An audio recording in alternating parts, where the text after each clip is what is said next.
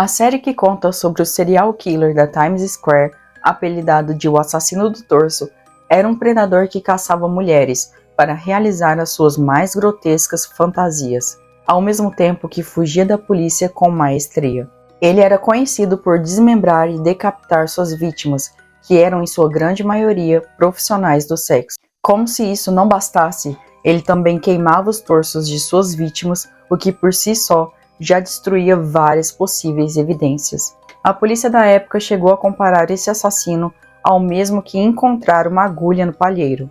Olá, eu sou a Vanessa Bap e no caso de hoje nós vamos falar sobre um assassino que agia nos arredores de Nova York e Nova Jersey, e ele ficou conhecido como o Assassino do Torso, que devastou a famosa Times Square das décadas de 70 e 80 com uma onda sangrenta e brutal.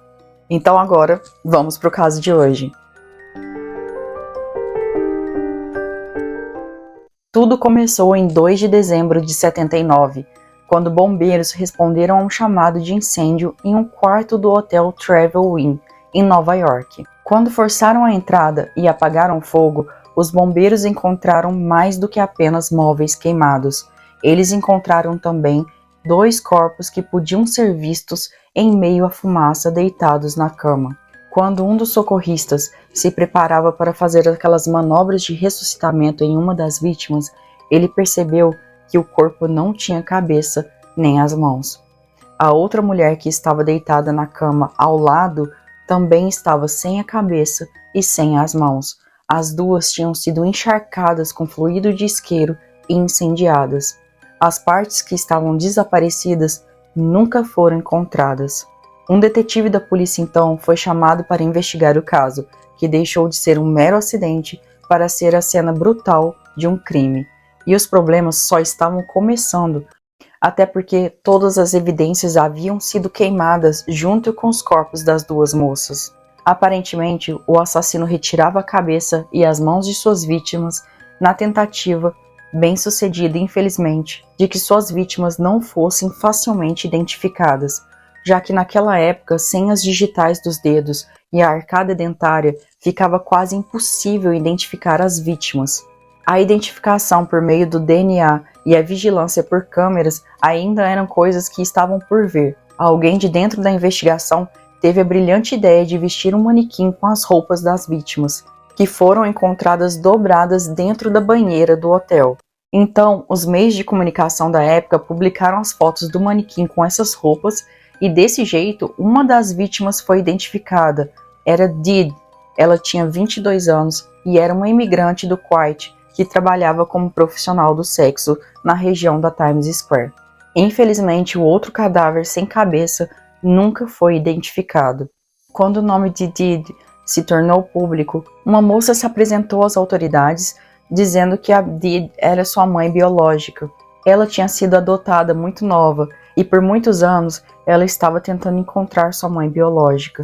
Infelizmente, ela não sabia que encontraria sua mãe da pior forma possível. As autoridades suspeitavam que a outra vítima não identificada também seria uma profissional do sexo, e a única coisa que eles podiam afirmar sobre aquele corpo era que era de uma adolescente. Como a prostituição era ilegal, as profissionais geralmente não procuravam pela polícia, mesmo quando elas sofriam abusos, assaltos, qualquer tipo de crime. Elas sabiam que ir à polícia prestar queixa, além de não resolver nada da situação, serviria apenas para sofrer preconceito e descaso dos oficiais da polícia, justamente pela profissão que elas exerciam. O problema é que o assassino do torso também sabia disso, e é claro que ele se aproveitava ao máximo desse fato. Os detetives de homicídios relacionaram o assassinato das duas jovens decapitadas no hotel com o assassinato da prostituta adolescente Ellen, que havia desaparecido na Times Square em janeiro de 79, e que quando foi encontrada, sua cabeça estava literalmente por um fio. Suas pernas também foram cortadas e acabaram sendo encontradas a quase um quarteirão de distância do resto do corpo. As pernas estavam lado a lado, como se ainda estivessem presas ao corpo. Em 5 de maio de 80, a polícia encontrou outra prostituta. Ela se chamava Valerie e estava morta em um quarto de hotel barato. Ela havia sido espancada, estrangulada e depois enfiaram ela debaixo da cama do quarto. Ela foi espancada brutalmente e o assassino comeu os mamilos dela, que ele arrancou com os próprios dentes. Estes assassinatos pareciam estar ligados a um assassinato anterior que tinha acontecido ali mesmo naquele hotel, onde uma moça chamada Marian também foi brutalmente espancada, mas a polícia não conseguia associar esses crimes através de evidências. O assassino era quase um fantasma. Uma semana depois, a polícia foi chamada ao mesmo hotel, mas dessa vez por conta de um distúrbio. Alguém tinha ligado na recepção do hotel para alertar sobre uma garota que estava gritando como se estivesse sendo torturada. Quando a polícia chegou, eles pegaram um homem tentando fugir do quarto de onde vinham os gritos. Eles entraram no quarto e encontraram uma jovem algemada à cama. Ela estava histérica, falando aos berros sobre o que o homem que estava no quarto com ela tinha feito. Ela havia sido espancada, estuprada, torturada e o agressor também a esfaqueou e mordeu até quase dilacerar os mamilos dela. Richard Francis Cottingham, de 31 anos, foi preso pelo ataque ainda no corredor do hotel. Ao ser preso, ele estava com algemas, mordaça de couro, 2 coleiras de escravo, um canivete, uma réplica de pistola e uma quantidade gigantesca de sedativos, que ele jogou no chão assim que foi abordado pelos oficiais. À primeira vista, ele parecia ser um suspeito muito improvável.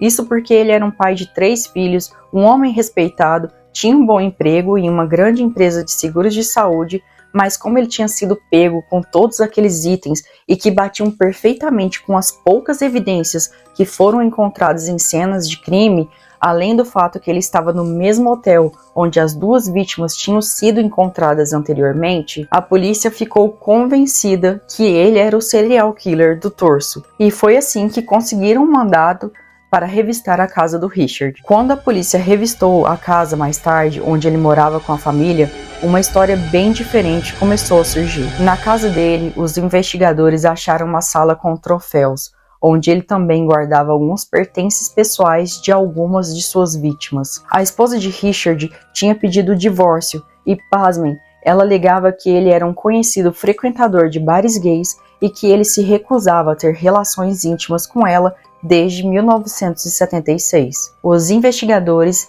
finalmente conseguiram uma digital de Richard em uma das algemas que foram encontradas em uma das cenas do crime. Richard então foi preso para aguardar o julgamento. E enquanto ele estava na prisão, a polícia estava trabalhando construindo o caso aqui de fora. E a polícia tinha encontrado 3 vítimas do Richard que tinham sobrevivido ao ataque. Esses ataques contra essas 3 jovens tinham acontecido em 78, um ano antes do primeiro assassinato conhecido, digamos assim, oficial do Richard. Ele foi condenado por 5 assassinatos, mas ele confessou ter matado mais de 100 pessoas.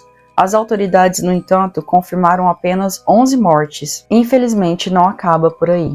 Em 2010, ele admitiu ter assassinado Nancy Vogel, que tinha sido encontrada em 67 ali na área de Nova Jersey.